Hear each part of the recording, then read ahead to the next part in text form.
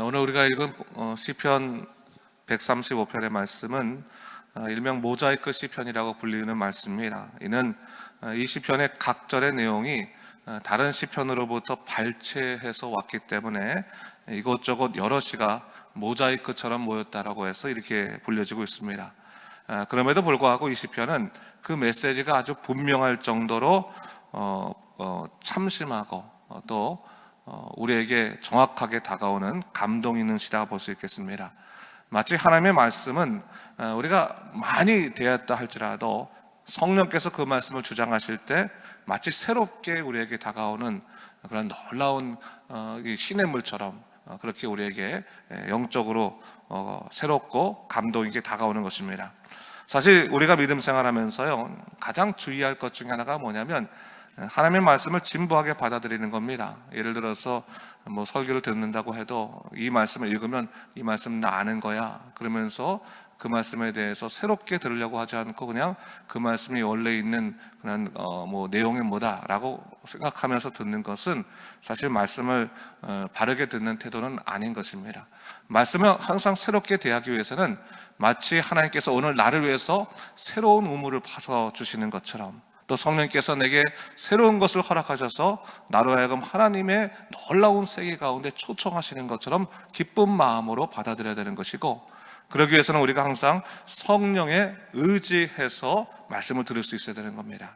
항상 말씀을 들을 때도, 말씀을 읽을 때도 성령께서 오늘 내 마음을 주장하시사 새롭고 또 놀라운 감동적인 하나님 말씀을 내게 허락하여 주시옵소서. 기도할 때 하나님께서는 우리에게 아주 새로운 놀라운 하나님의 약속의 말씀을 들려주신다라고 볼 수가 있겠습니다. 자, 하나님 말씀은요, 내게 아주 친밀한 말씀이어야 되고 매 순간마다 새롭게 다가오는 말씀이 된다라고 하는 것을 제가 말씀드렸습니다. 자, 오늘 본문에서 우리는 여호와를 온전히 송축하는 시편 기자의 고백이 무엇인지를 볼 수가 있겠습니다. 그는 하나님의 사람들이 얼마나 큰 축복을 입고 있는 자인가를 하나님의 권능이라고 하는 차원에서 지금 이야기하고 있는 겁니다. 4절 말씀을 제가 한번 읽어보도록 하겠습니다. 보세요. 여호와께서 자기를 위하여 야곱 곧 이스라엘을 자기의 특별한 소유로 택하셨음이로다 했어요. 자, 하나님께서 이스라엘 백성들을 자기의 특별한 소유로 택하셨다, 삼으셨다, 그렇게 이야기하고 있습니다. 여러분, 이 말씀은요, 오늘날 우리에게도 그대로 적용되는 말씀입니다. 하나님께서요, 나를 당신의 특별한 소유로 삼으셨다고 하는 것을 이야기하는 겁니다. 그러면서 뭐라고 말씀하세요? 자기를 위하여 야곱 곧 이스라엘을 특별한 자기 소유로 삼았다고 하는 것은 결국 우리를 하나님께서 소유로 삼으신 것 자체가 결국 하나님을 위한 것이었다라는 것을 얘기하고 있어요. 하나님을 위한 것이 무엇이겠습니까? 하나님께서는 예배 받기를 기뻐하시는 분이십니다. 하나님께서는 경배 받기를 기뻐하시는 분입니다. 하나님은 찬미 받기를 기뻐하시는 분이십니다. 이것은 뭐냐면 하나님께서 우리를 택하심을 통해서 우리 인생을 통해서 또 우리 인생의 고백을 통해서 하나님은 살아계시고 하나님은 영원토록 주장하시는 우리 세상의 왕이십니다, 인생의 주관자이십니다라는 고백을 듣기를 원하신다라고 하는 겁니다. 그렇다면 하나님께서는 당연히 우리 삶 속에 깊이 관여하셔서 또 우리로 하여금 하나님이 살아계시다고 하는 사실을 증거토록 만들어 주실 것이라는 사실을 잊지 말아야 되는 거죠.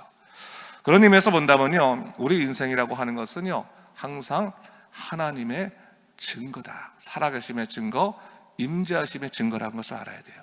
우리 인생 자체가 하나님의 택하신 인생이고 또 우리 인생의 모든 일이 하나님이 살아계심을 증거하는 하나의 증거다라는 것을 얘기하고 있는 거예요. 그렇다면 여러분, 우리 삶이 형통하든 곤고하든 그게 중요한 것이 아니에요. 하나님께서 어떠한 상황 속에서도 우리 삶 속에 들어오셔서 우리로 하여금 하나님은 살아계시고 나를 구원하셨습니다라는 믿음의 고백을 내게 하실 우리의 아버지시기 때문에 그렇습니다. 그래서 여러분, 매 순간마다 우리가 어떠한 어려움이 있더라도 하나님을 바라볼 수 있어야 되는 것을 우리 잊지 말아야 되는 것이죠. 자, 오늘 본문을 보게 되면요, 하나님의 권능하심에 대해서 쭉 나와 있습니다. 하나님이 그 전능하신 능력으로, 그 권능으로 어떻게 당신의 자녀들을 이끄셨는지, 그 백성을 이끄셨는지를 쭉 설명해내고 있기 때문에 우리가 기도할 수 있는 것이죠. 하나님은 전능하십니다. 하지만 그 전능하심이 나랑 상관이 없다면 하나님의 전능하심이라고 하는 것은 때로는 우리에게 무의미하게 느껴질 수 있습니다. 근데 하나님께서는 그 전능하심을 통해서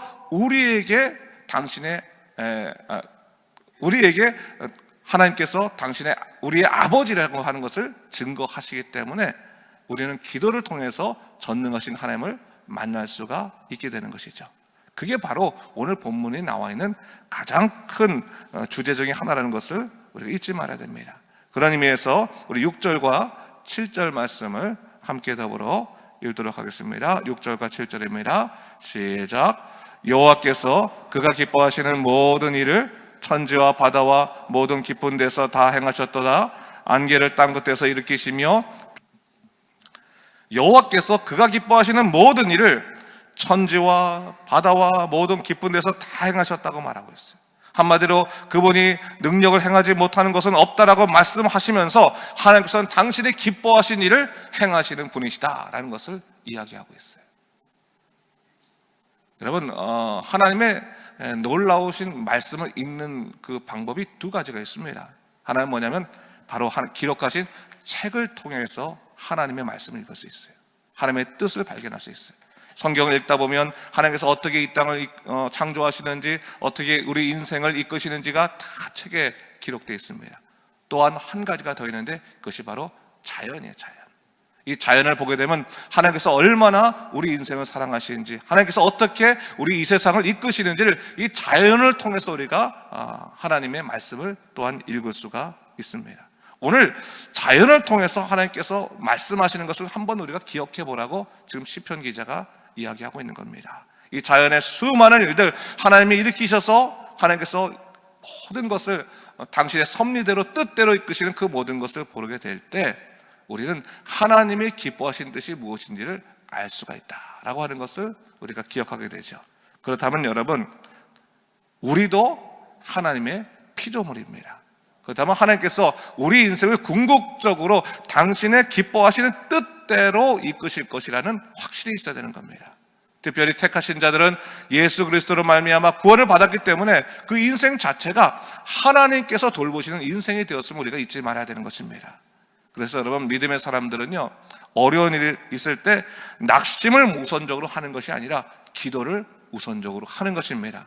하나님을 찾아야 되는 것이고 하나님께서 이루시는 그 일들을 우리가 소망하고 기대할 수 있어야 된다고 하는 사실입니다. 그런 전에서 본다면 여러분, 우리의 모든 삶은 하나님의 작품이라고 하는 것을 잊지 말아야 돼요. 우리 인생 자체가 하나님의 작품이다. 그럼 작품은요, 그 작품을 향한 그러한 작자의 특별한 뜻이 들어있는 겁니다. 특별한 뜻이. 다른 작품과 비교할 수 없는, 다른 것과 비교할 수 없는 유니크한 그런 뜻이 담겨져 있는 것이 작품이거든요. 근데 여러분, 제품이라는 게 있죠. 제품은 뭡니까? 찍어내는 거예요. 똑같이 찍어내는 거예요. 근데 그 제품들은요, 서로 간에 비교가 될 수가 있어요. 그렇죠? 비교가 될 수 있어요. 근데 우리는 제품이 아니라 작품이라는 거죠. 근데 많은 사람들이 우리를 자꾸 세상의 상품이나 제품과 같은 생각을 갖고 있기 때문에 세상 사람과 비교해가면서 낙심하고 절망하고, 그런데 오늘 하나님께서는 우리를 작품으로 창조하시고 우리에게 당신의 온전한 뜻을 이루길 원하신다는 것을 잊지 말아야 되는 거예요. 그렇다면 우리의 삶에 어려움이 있더라도 하나님께서 특별한 당신의 뜻이 있어서 우리를 이곳으로 인도하신 것이기 때문에 우리는 믿음으로 주님을 바라보고 항상 하나님에 대한 그러한 신앙과 또한 기도를 잃지 말아야겠습니다. 오늘 이 본문의 말씀, 우리 8절부터 10절까지도 하나님께서 이스라엘 백성들을 위해서 어떠한 계획으로 그들을 이끄셨는가를 아주 특별한 길을 또한 얘기하고 있는데, 이것은 이스라엘 백성들뿐만 아니라 우리의 인생을 향해서도 마찬가지죠. 하나님께서 특별한 계획으로 우리를 이끄시니까 항상 주님을 의지하고 믿음으로 주님을 바라볼 수 있는 그러한 신앙인이 되시기를 주님의 이름으로 축원합니다. 기도하겠습니다. 주 하나님 아버지, 참으로 감사합니다. 이 아침에 우리를 주의 전으로 불러주시고 또한 아침에 또 말씀 듣고 기도할 수 있도록 인도하시니 감사합니다. 때로는 우리가 세상을 살아갈 때 실망하는 이유가 뭡니까? 다른 사람들과 비교하면서 우리가 또 실망하지 않습니까? 그러나 하나님께서는 우리 한 명을 아주 당신의 뜻으로 독특하게 또한 그 뜻대로 창조했음을 믿습니다. 또한 하나님께서 우리 인생을 통해서 하나님의 살아계심과 그 기뻐하시는 뜻들을 이루실 것을 믿습니다. 주여 우리를 이끌어 주시고 우리의 삶 가운데 하나님을 찬미하는 놀라운 찬송의 역사만 넘칠 수 있도록 인도하여 주시옵소서. 오늘 기도하러 나온 믿음의 사람들에게 하나님께서 복을 주시고 그들의 삶을 지켜주시고 그들이 하나님의 백성임을 이 세상에게 보여줄 수 있도록 주님께서 친히 증거 삼아 주시옵소서. 감사하며 이 모든 말씀 예수님 이름으로 기도드립니다. 아멘.